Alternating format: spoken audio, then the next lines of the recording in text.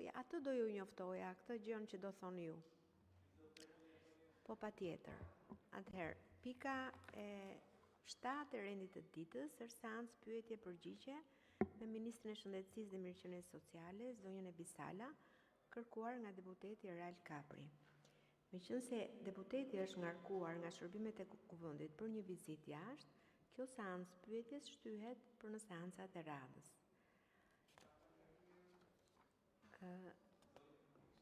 Po patjetër, zoti Shehaj, keni fjalën për procedurë? Nuk e dia zonja nënkryetare që keni aftësinë për lexuar në mendje dhe dini se çka kam ndërmend të them unë. Tani është e papranueshme që kërkojmë interpelanca me kryeministrin e Shqipërisë dhe kryeministri zhduket. Jam mbath, nuk është, nuk je përgjigje, nuk pranon të mbaj përgjegjësi. Është e papranueshme.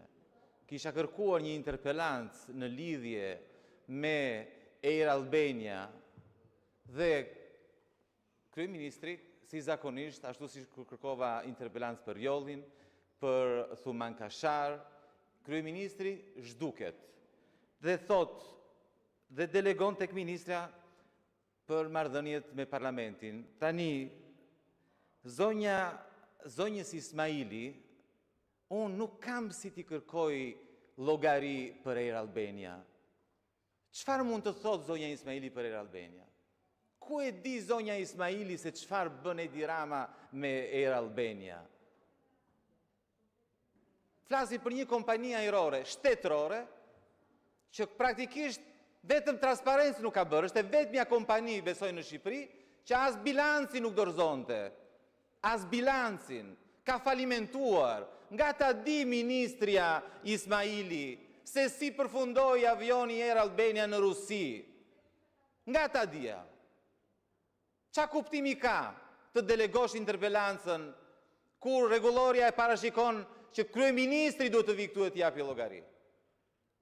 Çfarë mund të di zonja Ismaili për çfarë po ndodh në aeroportin e Vlorës? Ku praktikisht po shpronsohet.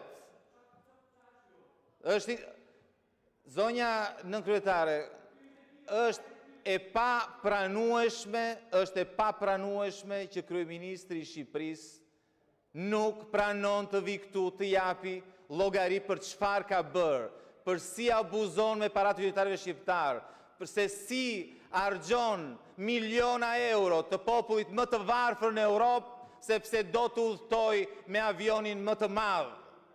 Është e papranueshme, është një skandal i vërtet. Kërkesa ime është që kryeministri të vi dhe t'i përgjigjet personalisht kërkesave për interpelancë. Faleminderit. Zoti Shehaj, interpelanca juaj ishte vendosur në rendin e ditës dhe ju nuk keni qenë prezent, se kujtja delegon kryeministrin, në fakt ma merr mendja që nuk duhet lexoj mendjen tuaj, sepse ai bazohet në ligjin organik të Këshillit të Ministrave, kështu që rini i qetë, po t'ishit në sallë, do të kishit drejtën për zhvilluar interpelancën tuaj. Tani vazhdojmë me zonja ministri, keni kërkuar fjalën? Po. E para njerë